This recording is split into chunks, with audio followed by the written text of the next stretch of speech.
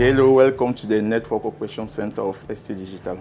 As you can see, we are at the monitoring room where all the services of ST Digital are monitored.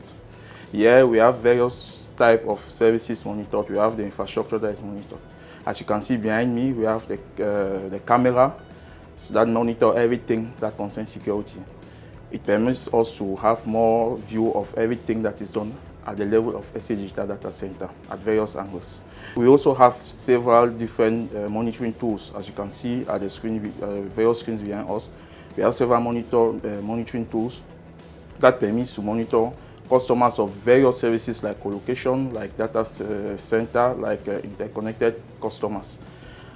At this monitoring center, you realize that we are here present 24/7. It means that any customer that has his services located here or based here at ST Digital, he has his services monitored 24 hours on 7 because we always have people here at ST Digital during the monitoring. So if a customer needs a first aid, maybe he has a problem with one of his services, with our call number, he can always call us and we will always be there ready to assist him.